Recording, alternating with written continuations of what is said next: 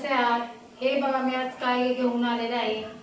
आज थंडी खूप आहे, त्याच्यासाठी मी आज पनीर घेऊन आलेले आहे.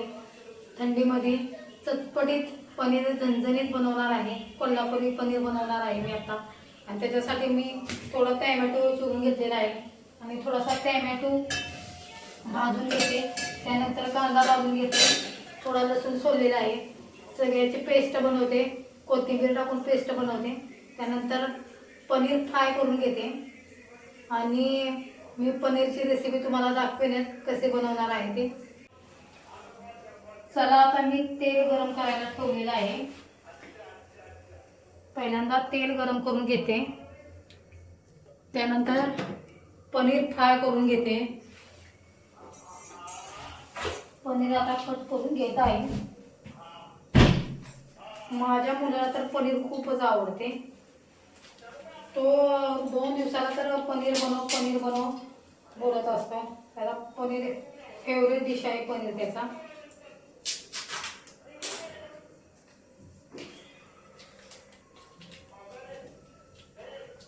माझा मुलगा आता लहान असल्यामुळे तो काय हाताने खात नाही.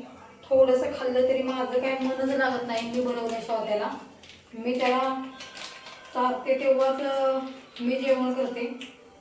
पहिल्यांदा त्याला चालून घेते. त्याला आज पनीर आहे म्हणल्यावर तो तर आता पहिल्यांदा जेवण मागेल. मम्मी भूक लागल्या म्हणून बोलेल पहिल्यांदाच. आता मी पनीर कट करून घेत आहे. नंतर थोडंसं पनीर फ्राय करून घेते. हे बघा मी आता पनीर कट करून घेत आहे. मी आता तेल गरम करायला ठेवलेलं आहे. तेलामध्ये पनीर टाकते, पनीर फ्राय करून घेते. त्यानंतर मी बनवलेला मसाला टाकते आणि त्यामध्ये मी थोडासा कोल्हापुरी पनीर बनवायचा आहे म्हणल्यानं काळा मसाला तर टाकावाच लागतो.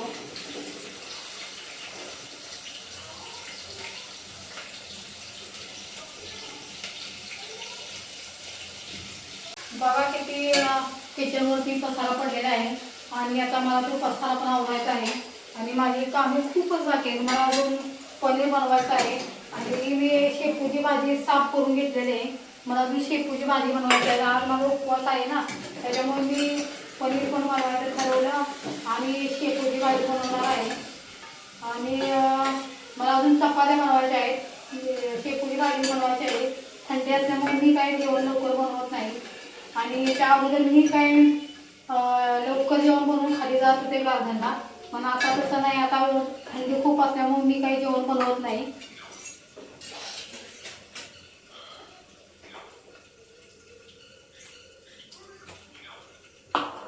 आता मी पण मसाला टाकून घेते. पहिल्यांदा मसाला बनवला आहे तो मसाला ग्रेव्ही टाकून घेते आणि नंतर पनीर बनवणार आहे. पनीरसाठी लागणारा मी मटर पनीर बनवणार. त्याच्यामध्ये वाटाणा सोलून घेतलेला आहे.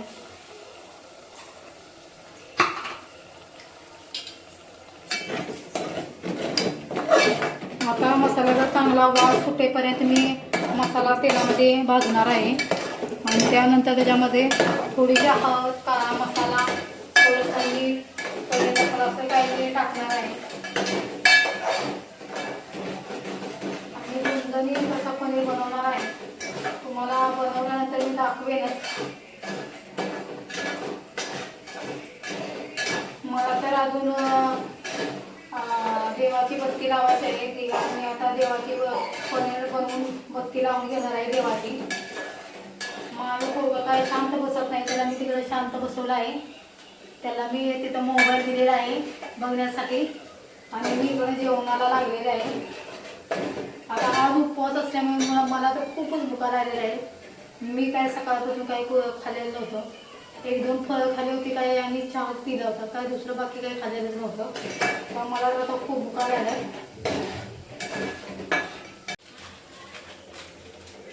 आपण घरी मसाला बनवतो ना, चटणी म्हणतो आपण त्याला. ते मसाला इथे मिक्सरमध्ये बारीक करून घेतात. त्यामध्ये थोडासा खडा मसाला टाकून आणि मिरची टाकून ते इथं बुक्का बनवून घेतात आणि ती लोक कालवणामध्ये सगळं टाकतात आणि आपण तर मी गावावरूनच घेऊन येतो तो मसाला. आणि थोडं बघा मी इथं थोडी पनीरमध्ये वेलची टाकून घेत आहे. तर थोडीशी वेलचीनं पनीरला टेस्ट भारी येते, त्यामुळे मी जरा वेलची टाकून घेत आहे. त्यानंतर मी मसाला थोडासा टाकून घेत आहे. बघा मी आता पनीर मसाला टाकलेला आहे. मी काय जास्त मसाला काही वापरत नाही, मी जास्त घरचेच मसाले वापरते कोणत्याही भाजीला. कारण घरच्या मसाल्यामध्ये सगळे काय मसाले असतात, खडा मसाले वगैरे जास्त असतो, त्याच्यामुळे मी काय मसाले जास्त काय आवडत नाही. गरम मसाला वगैरे मी जास्त जेवणामध्ये वापरतच नाही. आता हा मी मसाला चांगला खमंग असेपर्यंत भाजून घेणार आहे. हे बघा मी याच्यामध्ये आता काळा मसाला टाकून घेत आहे. आणि आता बघा मी आता काळा मसाला भाजल्यानंतर याचा कलर किती छान येत आहे. आणि आता वास पण खमंग यायला लागलेला आहे. आता मसाला माझा भाजून झालेला आहे आणि मी पनीर फ्राय करून घेतलेलं आहे. त्याचा मी पनीर टाकणार आहे त्याच्यामध्ये.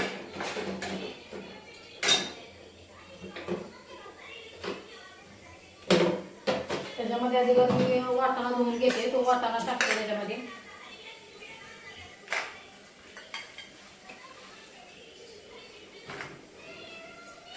मी लसूण पण दुपारी सोडला होता, दोन्ही एकत्रच वाटाणा आणि लसूण एकत्रच केला होता. आता मी लसूण बाजूला करत आहे. मी आता वाटाणा धुवून घेते.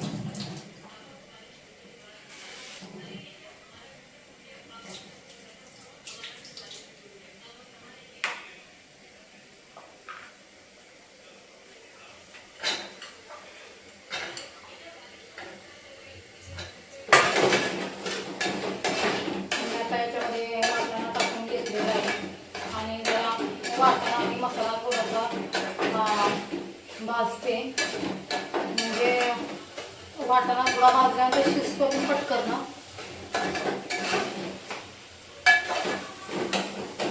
मी आता माझं पनीर आता तयार झाल्यानंतर तुम्हाला दाखवणे.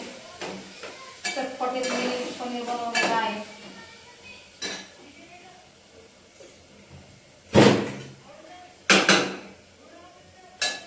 बनवते त्या पद्धतीने तुम्ही एकदा करून बघा आणि मला ते कसं लागतं ते पण मला कमेंटमध्ये सांगा, नक्की जरूर सांगा मला कमेंटमध्ये. एकदा ट्राय तर करून बघा म्हणून.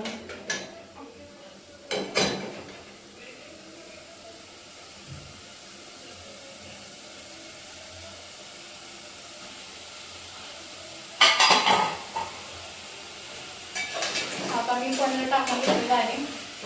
त्यानंतर मला उपवास असल्यामुळे आज काय सोमवाराला काही भाकरी चालत नाही, त्याच्यामुळे काय चपाती बनवावी लागेल. त्याच्यामुळे मला अजून चपातीचं पीठ मळायचं आहे. आणि त्यानंतर मी चपात्या बनवणार. आणि मी आज काय पीठ मळलेलं नाही, आता पीठ मळून घेते चपातीचं. त्यानंतर चपात्या बनवणार. त्यानंतर मला आता मी शेपूची भाजी साफ करून ठेवलेली आहे, ती शेपूची भाजी बनवून घेणार आहे.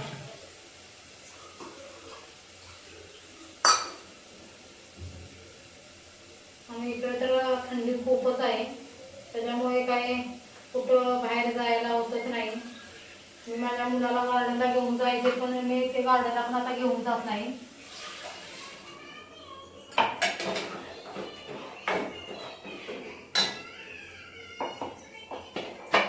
थंडीमुळे आता कुठं जायचं मनच होत नाही.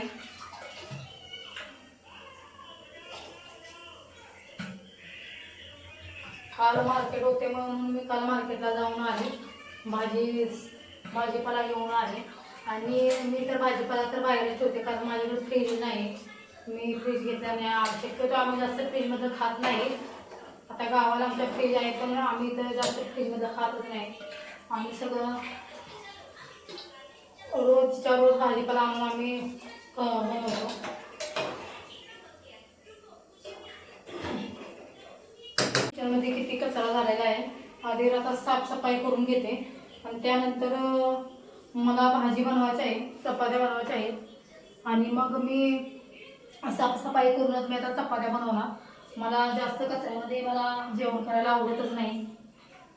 हे बघा मी आता चपात्याचं पीठ मळून घेत आहे आणि चपात्याचं पीठ मळते आणि पटपट चपात्या बनवते आणि भाजी बनवते. आत्ता तर माझा मुलगा आत्ताच आला. मी पनीर बनवलं. अजून माझं पनीर शिजायचं आहे तर माझा मुलगा आला, बोलला पनीर भाजलं का म्हणून असा बोलायला लागला. आता त्याला पनीर त्याचं खूप फेवरेट आहे, त्याच्यामुळे तो आता असा बोलणार की मला भुका लागल्या म्हणून असा बोलणार असतो. मग आता मी जेवण पटपट आवडते. आता पीठ मळून घेते, पटपट चपात्या बनवून घेते आणि भाजी बनवते. आणि माझा पण उपवास असल्यामुळे मला पण खूप भुका लागलेल्या आहेत आणि थोडंसं कुरकुरीत काहीतरी उपवासासाठी भाजते तर थोडीशी तळते. हे बघा मी आता चपात्या लाटून घेतलेल्या आहेत आणि आता मी तवा गरम करायला ठेवलेला आहे आणि तवा गरम करतच मी हात शेकत आहे. इथे थंडी खूप असल्यामुळे मी आता जेवण करताना स्वेटर काढलेलं आहे, कारण स्वेटर सारखं खराब होते. त्याला हात लागला की पिठाचा हात लागला की स्वेटर पांढरं होते आणि ते काही दिसताना ठीक दिसत नाही. त्याच्यामुळे मी आता स्वेटर काढून जेवण बनवलं आहे आणि आता मी तवा गरम करायला ठेवला आहे. मी तर हात सेकून घेते कारण थंडी खूप असल्यामुळे काही सुचतच नाही. आता माझा तवा गरम झालेला आहे. मी आता चपाती भाजायला टाकते. चपात्या पटपट भाजून घेते आणि मी तर भाजी तर काय साफ करून ठेवलेलंच आहे आणि लसूण पण सोलून ठेवलेलं आहे. भाजी थोडीशी चिरते आणि स्वच्छ धुवून घेऊन मी भाजी पण बनवून घेत आहे.